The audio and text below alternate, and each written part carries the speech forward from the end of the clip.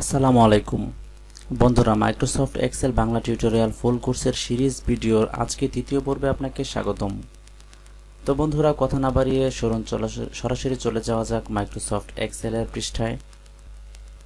বন্ধুরা, গত পর্বে আপনাদেরকে দেখিয়েছিলাম মাইক্রোসফট এক্সেলের হোম মেনুর আন্ডারে যতগুলো সাবমেনু রয়েছে, প্রত্যেকটি মেনুর কোন মেনুর কী কাজ এবং কোন অপশন বা কোন বাটন বা কোন রিবন দিয়ে কী কাজ করা হয় সেগুলো প্রত্যেকটি আপনাদেরকে একটা একটা করে অক্ষর অক্ষরে প্রত্যেকটি সেল কলাম রো ইউজ করে আপনাদেরকে দেখিয়ে দিয়েছিলাম। কিন্তু আজকের পর্বে আপনাদেরকে আমি দেখাবো মাইক্রোসফট এক্সেলের ইনসার্ট মেনুর আন্ডারে যতগুলো সাবমেনু রয়েছে, tables, illustrations, chart, link, text ইত্যাদি এই বিষয়গুলো। এবং আগামী পর্বে থাকবে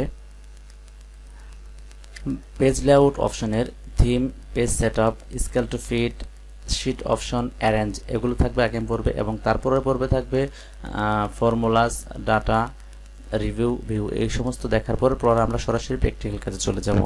এর আগে কিন্তু আমাদের প্র্যাকটিক্যাল কাজ হচ্ছে না, শুধুমাত্র আমাদের ডেস্কটপটি পরিচিত হয়ে নিচ্ছি। তো চলুন কাজ শুরু করা যাক। তো বন্ধুরা, আজকে টিউটোরিয়াল হবে ইনসার্ট মেনু। তাহলে ইনসার্ট মেনুতে আমরা প্রবেশ করলাম। যাওয়ার পরে প্রথমেই যে সাবমেনুটি রয়েছে সেটা হচ্ছে টেবিল।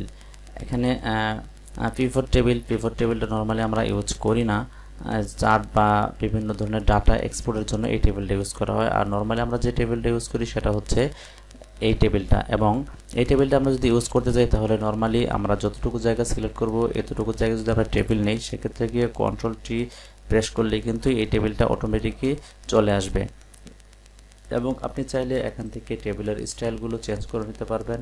এখানে অনেক কোয়ালিটি টেবিল রয়েছে। আর যদি আপনার মনে হয় যে এই টেবিলটি আপনার প্রয়োজন নেই, তাহলে আমরা এখান থেকে সরাসরি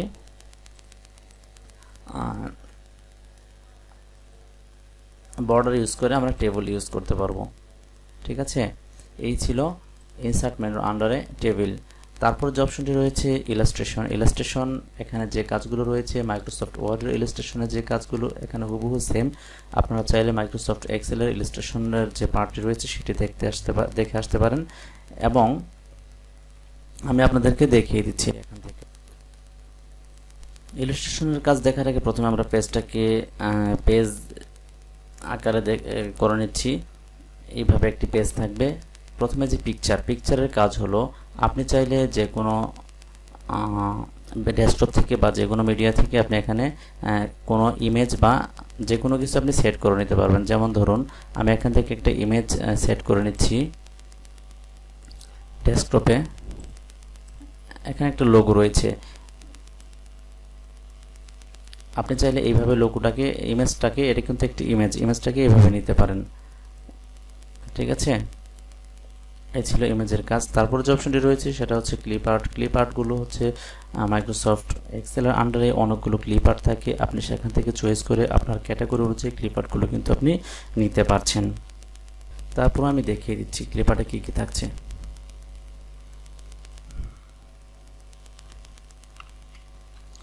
আমি কম্পিউটার রিলেটেড ক্লিপ আর্ট আমি এখান থেকে নিব। এখানে দেখুন অসংখ্য ক্লিপ আর্ট রয়েছে। আপনি চাইলে এখান থেকে যদি পছন্দ না হয়, আপনি সরাসরি অনলাইনে ঢুকে এখান থেকে কিন্তু অনেকগুলো ক্লিপ আর্ট আপনি ইউজ করতে পারবেন। তো চলুন আমরা এখান থেকে একটা ক্লিপ আর্ট নিয়ে দেখি কেমন দেখাচ্ছে।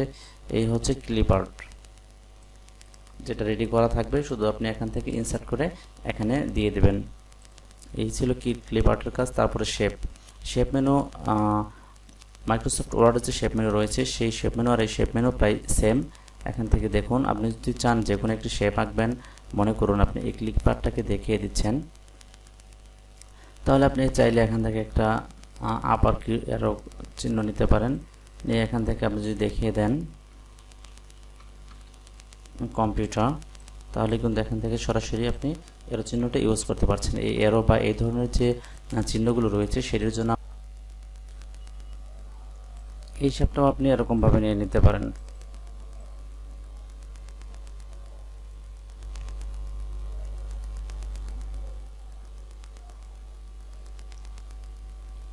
ঠিক আছে, এই ছিল মাইক্রোসফট এক্সেলের ইনসার্ট মেনুর আন্ডারে যে আর্টসটা রয়েছে। এরপর হচ্ছে স্মার্ট আর্ট হচ্ছে যে কোনো একটি সার্কেল বা স্মার্ট ধরনের যে অবজেক্টিভগুলো রয়েছে সেগুলো হচ্ছে স্মার্ট আর্টের ভিতরে। যদি আপনি একটি সার্কেল তৈরি করেন তাহলে এখান থেকে স্মার্ট আর্ট নিয়ে কিন্তু আপনি সার্কেল তৈরি করতে পারবেন, লিস্ট তৈরি করতে পারবেন। যেমন আমরা একটা লিস্ট তৈরি করব, দেখুন যদি আমরা একটা লিস্ট তৈরি করি এরকম লিস্ট মেনুটা চলে আসবে। এখন কিন্তু আপনার যে কাজ সেই কাজটি হলো এখানে যে টেক্সটটি রয়েছে এখানে যদি আপনি এডিট করেন তাহলে কিন্তু আপনার লিস্টটা চলে আসছে 1 2 3 এবং এই টেক্সটগুলোকে আপনি ইউজ করতে পারেন।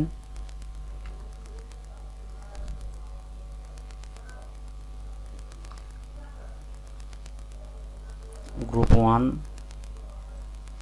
আকবর কবির,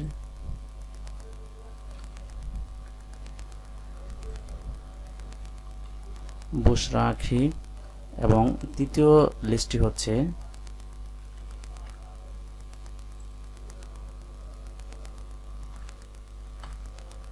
এই হচ্ছে একটি স্মার্ট আর্ট। এখান থেকে আপনি চাইলে বিভিন্ন ধরনের স্মার্ট আর্ট রয়েছে আপনি এগুলোকে ইউজ করতে পারবেন এবং স্মার্ট আর্টের ভিতরে কিন্তু অনেকগুলো স্টাইল রয়েছে। যেমন প্রসেসে রয়েছে একটা কাজ, আপনি প্রসেস হচ্ছে স্টার্ট, তারপরে মিডিয়াম, তারপরে ফুল, এরকমভাবে প্রসেসিংয়ের জন্য যে কাজগুলো রয়েছে, সার্কেলের জন্য রয়েছে, তারপরে হায়ারেসি রয়েছে, রিলেশনশিপ রয়েছে, একটার সাথে আরেকটা সম্পর্ক বুঝতে যে সমস্ত অবজেক্টিভের প্রয়োজন হয় বা স্মার্ট আর্টের প্রয়োজন হয় এখান থেকে কিন্তু নিয়ে আপনারা ইউজ করতে পারবেন। এবং এটি বিস্তারিত আমি মাইক্রোসফট ওয়ার্ডও দেখিয়েছিলাম, আপনি চাইলে সেই মাইক্রোসফট ওয়ার্ড থেকে সেই ইনসার্ট মেনুটি দেখে আসতে পারেন। এই ছিল স্মার্ট আর্ট। তারপর বন্ধুরা চলে যাচ্ছে চার্ট অপশনে। চার্ট অপশন মাইক্রোসফট ওয়ার্ডেও আমি দেখিয়েছিলাম, আপনারা চাইলে সেখান থেকে চার্ট অপশনটি দেখে আসতে পারেন এবং আমি এখানেও নতুনভাবে দেখিয়ে দিচ্ছি। চার্ট অপশনের যে কাজগুলো হচ্ছে প্রত্যেকটা অপশনের একই কাজ কিন্তু ডিজাইনগুলো আলাদা। আমি আবারও বলছি প্রত্যেকটা অপশনের একই কাজ, শুধুমাত্র চার্টের ডিজাইনগুলো আলাদা। যদি প্রথমে আমরা কলাম নেই, কলাম নিয়ে যদি আমরা একটা চার্ট তৈরি করি,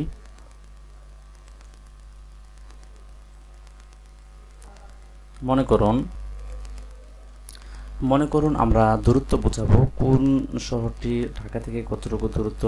প্রথম হচ্ছে ঢাকা 0 কিলোমিটার, প্রথমে দিচ্ছি ঢাকা 0 কিলোমিটার, রাজশাহী, কুমিল্লা, বরিশাল, চিটাগং, তারপরে খুলনা, এটা হচ্ছে 400 কিলোমিটার, 350 কিলোমিটার,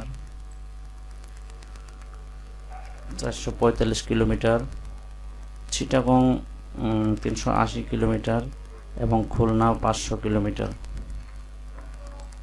ঢাকা থেকে আমরা দূরত্ব বোঝাবো। এটা যদি আমরা চার্ট আকারে বোঝাতে যাই তাহলে এই ক্ষেত্রে এটাকে আমরা এরকমভাবে সিলেক্ট করে নিয়ে ইনসার্ট অপশনে গিয়ে আমরা যখন কলাম বা লাইন পাই যেটাতেই দেই সেগুলো কিন্তু অটোমেটিকই চলে আসবে। দেখুন আমরা যদি প্রথমে চার্ট নেই, চার্টে কিন্তু দেখা যাচ্ছে কোনটা কতটুকু দূরত্ব অটোমেটিকই দেখাচ্ছে। এবং আমরা চাইলে এখান থেকে ডিজাইন চেঞ্জ করে নিতে পারবো চার্টের, এবং চাইলে এখান থেকে স্টাইলগুলো চেঞ্জ করে নিতে পারবো।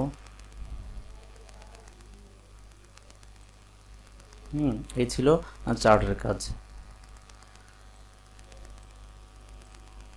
আশা করি বুঝতে পেরেছেন।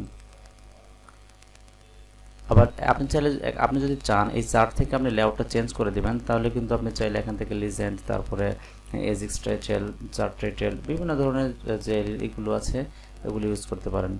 যেমন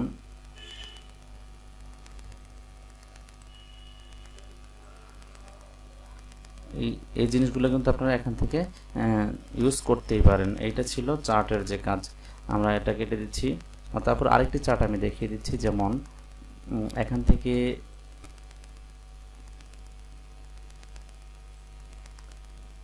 দেখুন এখানে কিন্তু পার্সেন্টেজ দেখাচ্ছে কোনটা কত পার্সেন্ট। ভ্যালু সিরিজ 1K মানে খুলনা, ভ্যালু হচ্ছে 500 কিলোমিটার, 25% মানে ঢাকা থেকে দূরত্ব। অন্য অন্য যেগুলো আছে এগুলো থেকে পার্সেন্টেজ আকারে আপনাকে দেখিয়ে দিচ্ছে। হ্যাঁ, এই ছিল আপনার চার্টের কাজ। তো বন্ধুরা তারপর আমরা চলে যাচ্ছি পরের যে অপশনটি রয়েছে সেটা হচ্ছে লিঙ্কস। লিঙ্ক অপশনটি সম্পর্কেও আমি ইতিপূর্বে আলোচনা করেছি। যেমন আপনি যদি এখানে একটা ওয়েবসাইটের লিঙ্ক লেখেন, যেমন একটু ওয়েবসাইটের লিঙ্ক লিখলেন, এখন এই লিঙ্কটা অটোমেটিক একটা লিঙ্ক হয়ে যাবে। আর যদি কখনো এটাতে লিঙ্ক না হয় তাহলে সেক্ষেত্রে আমরা রাইট বাটনে ক্লিক করে সরি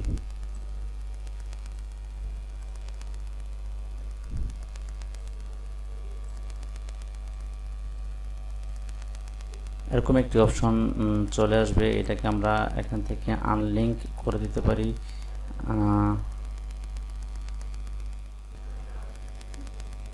হাইপার লিঙ্কে ক্লিক করে এখানে আমরা অ্যাড্রেসটা বসিয়ে দেব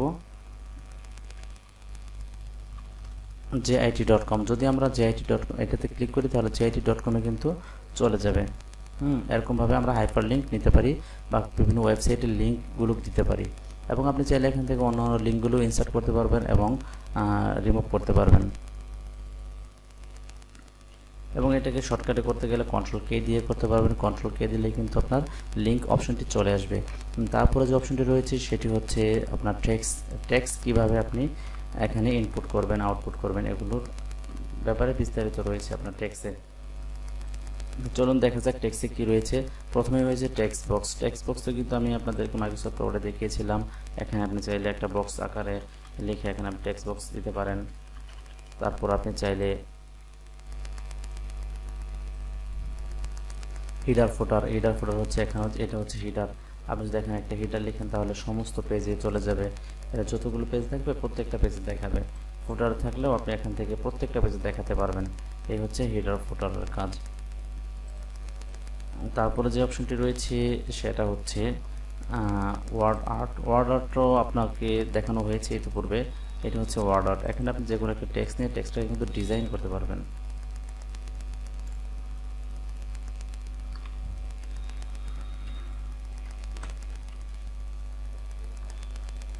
এরকম একটা টেক্সট নিয়ে আপনি চাইলে এই টেক্সটটাকে এদিকে বড় করতে পারবেন, এদিকে বড় করতে পারবেন, এখান থেকে ডিজাইন চেঞ্জ করে নিতে পারবেন। আপনি চাইলে এটাকে কাস্টমভাবেও করতে পারবেন, যেমন রেড ব্যাকগ্রাউন্ড, এটা ছিল আপনার ব্ল্যাক, এখানে আপনি হোয়াইট করে দিতে পারবেন।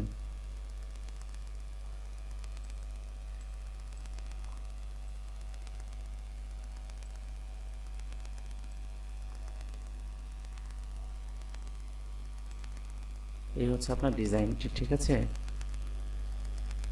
এটা আপনি হোয়াইট দিতে পারেন, তাহলে আপনার দেখাবে কিভাবে আসলে লেখাটা কেমন দেখাবে। এই ছিল ওয়ার্ড আর্টের কাজ। এছাড়াও আপনার অনেক ডিজাইন এখানে রয়েছে। আপনি যদি চান তাহলে এই লেখাটাকে ওয়ার্ড আর্টের আন্ডারে নিয়ে আপনি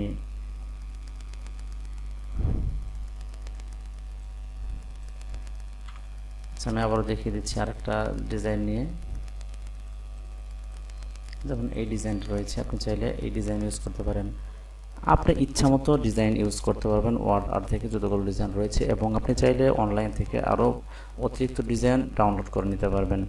এই ছিল ইনসার্ট মেনুর আন্ডারে টেক্সটের কাজ। তারপরে দেখিয়েছি সিগনেচার লাইনের জন্য একটি বিষয় যেটি হচ্ছে খুব জরুরি হলো আপনার এই এক্সেলটি অনলাইনের সাথে বা আপনার ইমেইলের সাথে কানেক্ট করা থাকতে হবে। কানেক্ট না করলে কিন্তু অটোমেটিক আপনার নামটা আসবে না। তারপর আমি দেখিয়ে দিচ্ছি, মনে করুন এখানে আপনি সিগনেচার দেবেন, সিগনেচার লাইন এখান থেকে ইউজ করতে পারবেন। আমরা নর্মালি সিগনেচার ইউজ করি এবিসি ম্যানেজার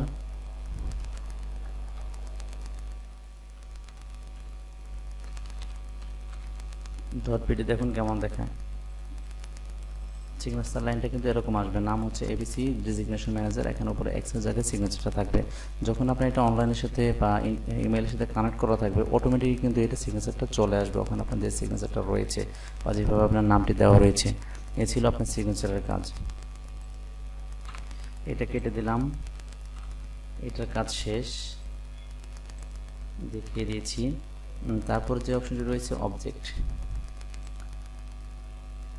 অবজেক্ট হচ্ছে আপনার যে কোনো একটি ডাটা বা চার্ট, যে কোনো একটি ইনফরমেশন অন্য একটি সফটওয়্যার রয়েছে, যেমন অ্যাক্রোবাট, তারপরে ডকুমেন্টস, অ্যাক্রোবাট, ইলাস্ট্রেশন, আর্টওয়ার্ক, তারপরে ফটোশপ, আপনার অন্যান্য সফটওয়্যার রয়েছে। এখান থেকে কিন্তু আপনি সেটাকে ইনপুট করে নিয়ে আসতে পারবেন। যদি আপনি ফটোশপ ইমেজ নেন, এখান থেকে ফটোশপে ক্লিক করবেন, ক্লিক করলেই এখানে ফটোশপ থেকে একটি ইমেজ এসে লিঙ্ক হয়ে যাবে। দেখুন এখানে কিন্তু চলে আসছে।